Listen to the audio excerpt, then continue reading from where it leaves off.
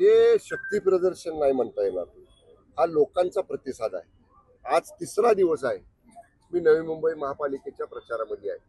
मी मोठ्या रॅली केल्या, सभा केल्या, कॉर्नर सभा केल्या, पदयात्रा केल्या. जिथं जिथं गेलो लोकांच्या चेहऱ्यावरचा एक उत्साह पाहायला मिळाला. यावेळी आदरणीय शिंदे साहेबांच्या नेतृत्वाखालचं परिवर्तन हे महापालिकेत करायचं हे नवी मुंबईकरांनी ठरवलेलं आहे. आणि आम्ही लोकांना सांगितलेलं आहे 80% समाजकारण आणि 20% राजकारण. आमचे उमेदवार सुद्धा निवडून आल्यानंतर 80% समाजकारण करतील, 20% पक्षाचं काम आणि राजकारण करतील. त्यामुळे वंदनीय शिवसेना प्रमुख हिंदू हृदय सम्राट स्वर्गीय बाळासाहेब ठाकरे साहेब यांच्या शिकवणीप्रमाणे आम्ही लोकांच्या पुढे मतं मागतोय आणि नवे मुंबईकरांचा प्रचंड प्रतिसाद या निवडणुकीमध्ये शिवसेनेला मिळतोय. काय आहे, पुण्यामध्ये राष्ट्रवादी स्वतंत्र लढते आहे, शिवसेना स्वतंत्र लढते आहे. त्यामुळे आता शेवटी निवडणुकीमध्ये महायुती झाली असती तर आम्ही या बाबतीत एकत्रपणानं आमची भूमिका काहीतरी सांगू शकलो असतो. पण जेव्हा महायुतीतले बरेच ठिकाणी असं आहे की काही महायुतीतले जे मुख्य पक्ष काही ठिकाणी 2-1 ठिकाणी आहेत, एक वेगळ्या जागे, काही ठिकाणी 3-3 जागे आहेत. त्यामुळे ते स्वतंत्र लढतायत. त्यांच्या पक्षाचा तो अंतर्गत विषय आहे. मला वाटतं माननीय अजितदादा या बाबतीत त्यांची भूमिका त्यांनी स्पष्ट केलेली आहे.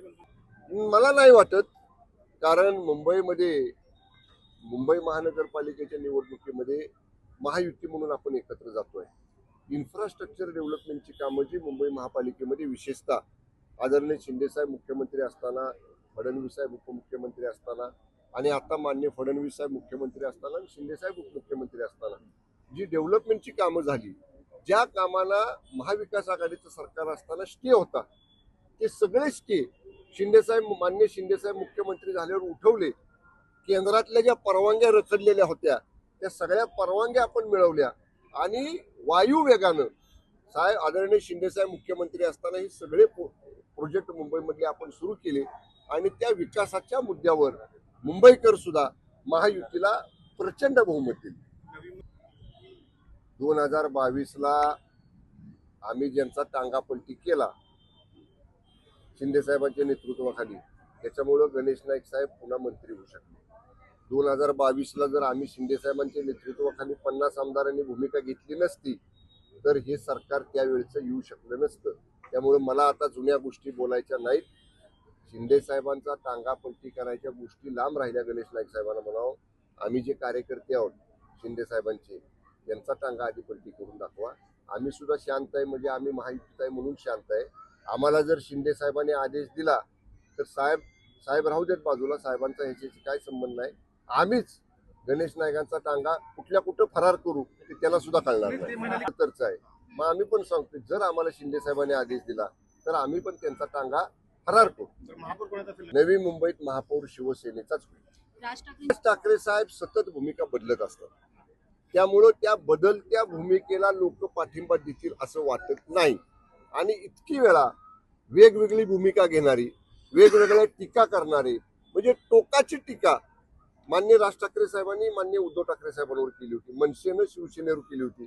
आता काय एकत्र आले तर सत्तेचा मलिदा घेण्यासाठी एकत्र आलेले आहेत. हे मुंबईकरांनी ओळखलेलं आहे.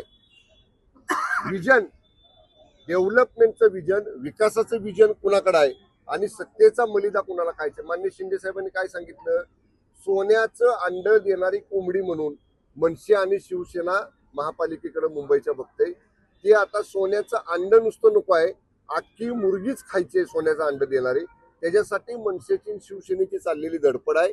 शिवसेना भाजप युती मुंबईचं डेव्हलपमेंटल विजन पुढे घेऊन चाललेलं आहे आणि डेव्हलपमेंटल विजनला मुंबईकर नक्की पाठिंबा देतील. ओके, 50 खोक्याचा विषय जुना झाला. राज ठाकरे साहेबांना म्हणावं, आता आमच्यावर आरोप केले त्यावेळी, जेव्हा मी मगाशी ज्याचा उल्लेख केला, शिंदे साहेबांच्या नेतृत्वाखाली आम्ही भूमिका घेतली. 50 खोके म्हणले आम्हाला, रेडे म्हणले संजय राऊत, गटरातलं पाणी म्हणले, प्रेत म्हणले, आमच्या महिला आमदारांना अर्वाच्य भाषेचा वापर केला. एवढं झाल्यानंतर 24ला आम्ही गेलो ना लोकांच्या पुढे मतं मागायला. आम्ही जर असं काही 50 खोके वगैरे घेतली असती तर लोकांनी जोड्यानं मारला असता आम्हाला. आम्ही 19ला निवडून आलो, त्याच्या दुप्पट मताने निवडून आलो परत 24ला. मग लोकांनी आम्हाला स्वीकारलं ना. आम्ही जर असं काही केलं असतं तर लोकांनी आम्हाला स्वीकारलं नसतं. लोकशाही मार्गानं मतदानाची मोहर उमटवून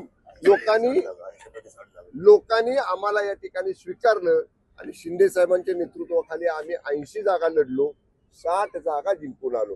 त्यामुळे आपण राज ठाकरे साहेबांना म्हणावं की जुनं झालं पान, आता जरा स्क्रिप्ट रायटर बदला, जुने मुद्दे वगळा, काही नवीन मुद्दे असतील तर काढून या समोर, त्यालाही आम्ही जशाच तसं उत्तर देऊ. धन्यवाद.